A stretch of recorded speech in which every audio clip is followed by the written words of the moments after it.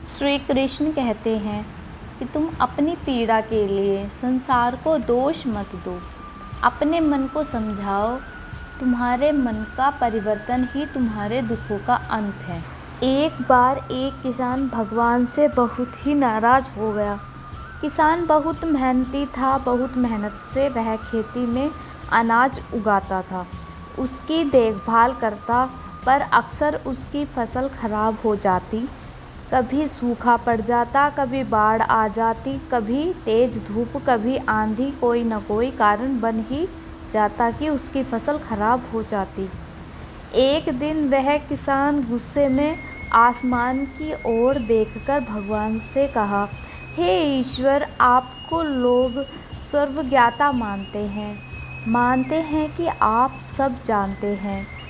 कहते हैं कि आपकी इच्छा के बिना एक भी पत्ता नहीं हिलता, पर मुझे तो लगता है कि आप छोटी सी छोटी बात भी नहीं जानते।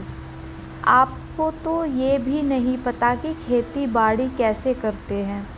अगर आप जानते होते तो हर समय जो बाढ़, आंधी और तूफान आते हैं वो कभी नहीं आते। आप नहीं जानते कि कितना नुकसान उठाना पड़ता है हम किसानों को। यदि आप मेरे हाथ में यह शक्ति दे दे कि जैसे मैं चाहूँ वैसे मैं मौसम कर दूँ, फिर आप देखना मैं अन्न के भंडार लगा दूँगा। भगवान इस किसान के तीखे वाक्य सुनकर मुस्कुरा रहे थे और वह किसान के सामने प्रकट होकर बोले, मैं आज से तुम्हें यह शक्ति देता हूँ कि तुम अपनी खेती पर तुम्हारी जैसी इच्छा ही वैसा तुम मौसम कर दोगे। मैं बिल्कुल भी दखल नहीं दूंगा, तुम्हारी इच्छा से सब कुछ होगा। किसान बहुत खुश हो गया। किसान ने गेहूं की फसल अपनी खेती में बोई। जब उसे लगा कि खेतों को धूप चाहिए तो खेतों को धूप मिले, और जब पानी बरसना चाहिए तभी पानी बरसा, और आंधी, तूफान, बाढ़ कुछ भी उसने अपने खेतों पर आने नहीं दिया।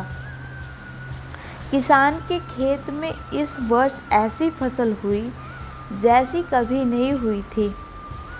हरी भरी लहराती फसल। मन ही मन वह बहुत खुश हो गया और सोचने लगा कि अब सबूत के साथ दिखाऊंगा भगवान को कि इसे कहते हैं शक्ति का सही उपयोग। मेरी सफलता देखकर उन्हें अपने नियम जरूर बदलने पड़ेंगे। कुछ दिन गुजर गए और फसल कटने को तैयार हो गए। किसान बहुत उत्सुकता के साथ फसल को काटने लगा, पर जैसे ही उसकी नज़र गेहूं की बालियों पर गया तो उसने अपना सर पीट लिया और वह रोने चिल्लाने लगा। गेहूं की एक भी बाली के अंदर गेहूं का दाना नहीं था। सारी बालियां अंदर से खाली थी। किसान बहुत दुखी हो गया। उसने भगवान को रोते हुए फिर पुकारा, हे प्रभु, तुमने ये मेरे साथ क्या किया? तुमने मुझे कोई सज़ा दी? भगवान बोले, पुत्र, ये तो होना ही था। तुमने पौधों को संघर्ष करने का मौका ही कहाँ दिया। ना तो तुमने उन्हें आंधियों से जूझने दिया, ना तेज़ बारिश से सहने दिया, और ना ही धूप में तपने दिया। एक भी चुनौती का सामना तुमने उन्हें नहीं करने दिया। इसीलिए सारे पौधे अंदर से खोखले रह गए। जब आंधी, तूफान, तेज बारिश और धूप पड़ती है तभी ये पौधे अपने अस्तित्व को बचाने के लिए संघर्ष करते हैं, और इसी संघर्ष से एक बल पैदा होता है जिसमें शक्ति होती है, ऊर्जा होती है, और यही ऊर्जा पूर्ति तेरे गेहूं के दाने की तरह जो नहीं फटती। तूने उन्हें कठिन परिस्थितियों से गुजरने ही नहीं दिया जहां उनके अस्तित्व का जन्म होता है। सारी बालियां इसीलिए खाली हैं। इनमें एक भी गेहूं का दाना इसलिए नहीं है क्योंकि तुमने अपने पौधों को संघर्ष कराया ही नहीं। यदि रखिए स्वर्ण में स्वर्णीय आभात तभी आता है जब वह आग में तपने, गलने और हथौड़े से पीटने जैसे संघर्षों से गुजरता है। कोयले का टुकड़ा हीरा तभी बनता है जब वह उच्च दाब और उच्च ताप की मुश्किल परिस्थितियों से गुजरता है। इसी तरह यदि हमारी ज़िंदगी में कोई संघर्ष ही ना हो, कोई चुनौती ही ना हो, तो हम भी गेहूं की बालियों की तरह खोखले रह जाएंगे। कोई अस्तित्व नहीं होगा हमारा।